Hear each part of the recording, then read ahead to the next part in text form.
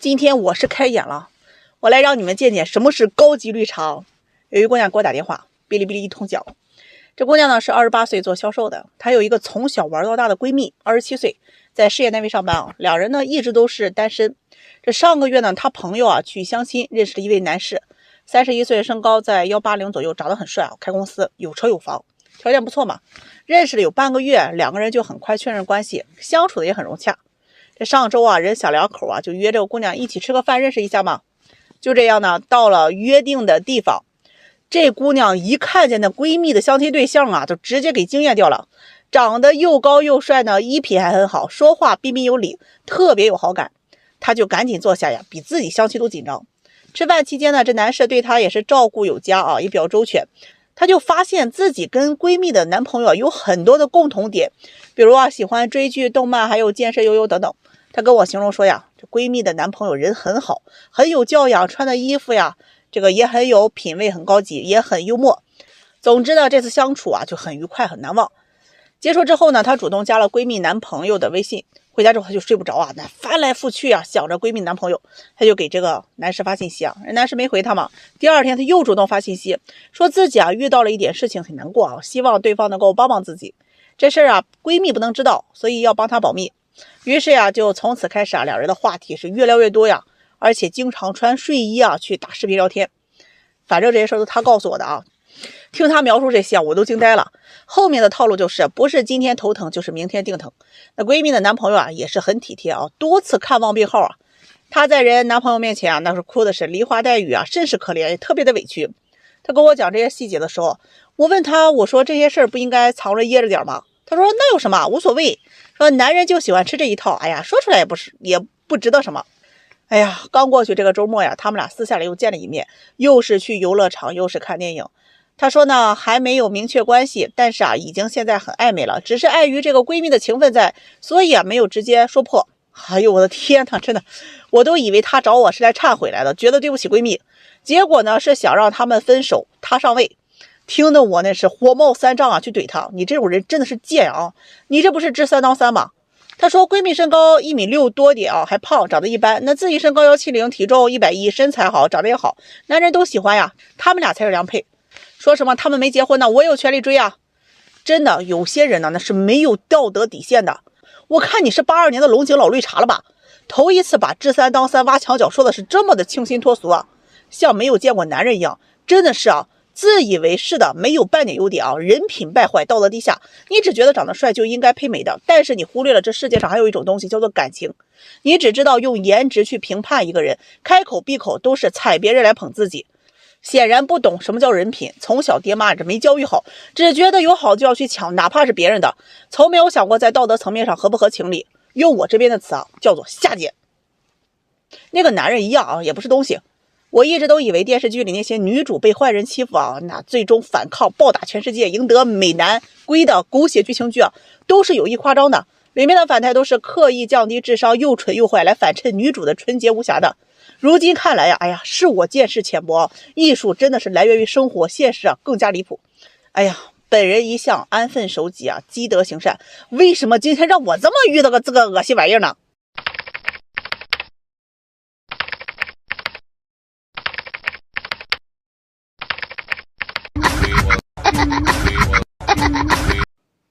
相亲苦，相亲累，相了半天不般配，挑高矮减肥瘦，好比菜场买猪肉。这么些年给别人交对象成了也有上百对了。今天呢，给大家总结一下这个相亲里面的一些潜规则。你去参加线下相亲会你就会发现，所有的男生都盯着那么一两个漂亮女生，而所有的女生都盯着那么一两个高富帅的男生，而你呢，只是一个绿叶所以期待值不要太高。大多女生其实没那么聪明，也没有那么多的城府，她喜欢你和不喜欢你都会表现得非常明显。如果一个女生对你爱答不理马上换下一个。时间很宝贵，不要花在不值得的人身上，金钱更是。注意没有所谓的慢热，只是不够喜欢。相亲是不需要追的，互相看得上他就自然能够在一起了。需要你去追那说明他没看上你，但又觉得你条件还行，想先跟你不切断联系再看看别人。如果你听到对方说呀，哎呀，最近不想谈恋爱，我比较恐婚之类的话，大概率啊是对方没有看上你而已。当他遇到他喜欢的呀，就马上不恐婚了，他只是啊对你恐婚。这有的相亲对象呀，愿意跟你保持暧昧，你一确认关系啊，他不拒绝也不接受，甚至还时不时的啊让你给他提供一些帮助，擅长藕断丝连，若即若离。有时候还会对你很好，让你产生错觉啊，他是不是喜欢我呀？让你觉得马上就能在一起了，但永远都差那么一点点。这些啊都是海王和绿茶，他们会摧毁你正常的感情观，让你对感情啊失去信心。这对于男生啊，不要总觉得女生不喜欢你就是因为你没钱。这大多数女生啊，虽然很注重经济条件，但她们更注重的是感觉。对于女生呢，你要明白啊，男生的择偶机制，他们永远是先看外在的。如果你外在没有达到他的底线，别的他都不会有兴趣了解的。所以啊，在相亲的时候一定要多注重打扮一下自己，在不妖艳的前提下啊，怎么打扮他都不过分的。不要总是认为能来相亲的都是条件不好的，那你就错了。我做这么长时间啊，我可以告诉你啊，这优秀的人呢也是非常多的。他们之所以单着，并不是没有人要，而是因为啊圈子小，主动选择单身等等正常原因。如果你遇到的人不太好啊，可能是自己的段位问题。这女生跟男生相亲的时候啊，不要对男人的期待值太高。你要知道，他从小到大就没有人教过他们应该怎么哄女孩子和女孩子相处。那在相处的过程当中啊，他是猜不透你希望他做什么的。他也希望自己很绅士啊，很高情商，很彬彬有礼。他不是不做，不是去故意惹你，而是他压根儿就不会呀。还有啊，这个女生啊，不要太把这个男生在相亲的时候说的话也当真。绝大多数啊，他是想到什么就说什么，那有些话都是赶鸭子上架，连他自己都不知道未来会怎样，就把自己的想法呀就告诉了你。比如说啊，他今天要开一家养鸡店，也许明天啊他就开了一家养猪场了呀，毫无违和感。基本判断的规则就是啊，关于过去的基本属实，关于未来的呀，你信一半啊就可以了。如果对方拒绝了你，说哎呀我们不合适，因为什么什么什么，你知道不合适就行了啊，后面的原因啊不必当真，因为往往啊都是随便找的借口，真实原因啊可能是觉得你丑或者你穷，不好直接说而已。最后想说呀，相亲之前一定要先照照镜子。如果你家境一般，就不要总想着找个家境条件好的。你是个厂妹啊，他怎么他也找不到总裁的。你是一个高中学历啊，就别指望着高学历了。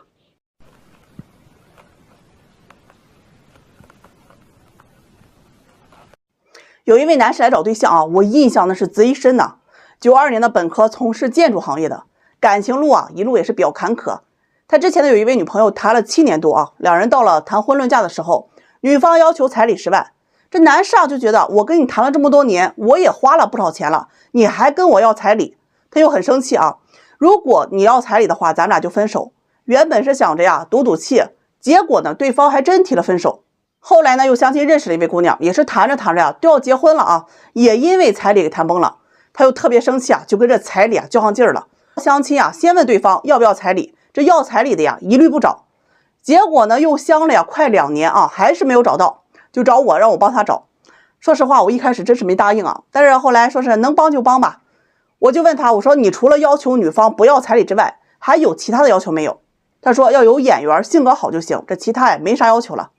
我就给他扒拉扒拉我那许愿库里的资料，就有一位90年的硕士学历，从事金融行业管理岗，这个年薪在40个左右，他就不要彩礼，人家自己也有本事啊，也有那资本啊，长得也挺好。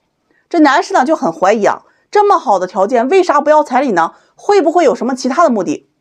我说彩礼这事儿吧，你得分人，这姑娘明显她就不缺这个呀，你不就是想找那不要彩礼的吗？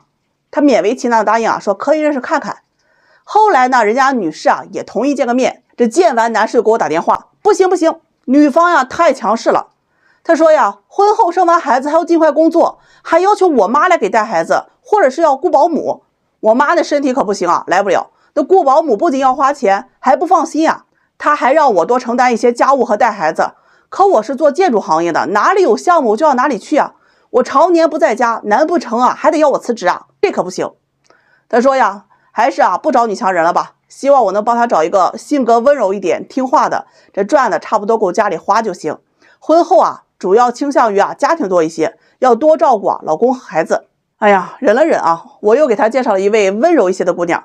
这姑娘是96年的，家庭条件好，人家女方呀也说了啊，可以不要彩礼，但是要求这个男士人一定要好。两人刚见面啊，也算是有眼缘很快呢就确认关系啊，就谈了起来。结果呀，没出1个月又拉倒了。这男士说呀，这姑娘太粘人了啊，总是希望能够多陪她，每天还得车接车送，一天不打电话就说我不关心她，有个头疼脑热啊就要去医院，那不得花钱啊。一吵架就哭，就得跟他爸妈说，做事情也太没主见了。最后呢，两人也不了了之了。他说啊，自己想娶的女人是能够跟自己并驾齐驱，携手共创美好生活的，而不是处处都要自己呵护照顾的。哎呀，继续忍啊。又给他找了一圈，不是他觉得人女孩子胖，就是觉得女孩子矮，工作不体面，家庭条件太差等等。还有那带弟弟的啊，怕影响到他的家庭。终于有一位姑娘年龄大了他3岁，说可以接受不给彩礼，愿意跟他谈看看。结果这两人刚一见面啊，男士扭头就走。这个姑娘长得太丑了，实在是看不下去啊，压根啊就没动力啊，睡在一张床上。说这种啊，就算给他钱，他也不想认识。认识了这么一大圈啊，他跟我说呀，有没有个子高一些的，长得呀别太丑了，工作要稳定一些，产假呀最好能长一些，照顾孩子的。说完呢，又自我感慨，这一路走来呀，年龄又大了2岁，怎么找对象这么困难呢？最后发自肺腑的问我，到底是娶要彩礼的女人还是不要彩礼的女人啊？哎呀，脑子是进水了吗？这么个简单问题都想不明白吗？对于这个男士来说啊，现在已经不单单是要不要彩礼的问题了，而是能不能找到的问题。彩礼那是社会问题，老祖宗那一辈就传下来了，比我那乌龟的命都长。你想改变彩礼现状，让女人接受不要彩礼啊，那恐怕就要等这辈子要彩礼那些人啊都得升天了。孙子辈看看有没有可能吧。你现在最大的问题啊，是在找对象太双标了，既希望女人能赚钱养家，又希望她能貌美如花，还得希望她能给你做饭养娃。她是百变金刚吗？这压根就不现实。这跟女人要找又帅又有钱又聪明又会哄人的男人有什么区别呢？这是梦游到我那许愿池里面喝水了吧？你搁那当喷泉呢？ Given the choice between the two of you, I'd take the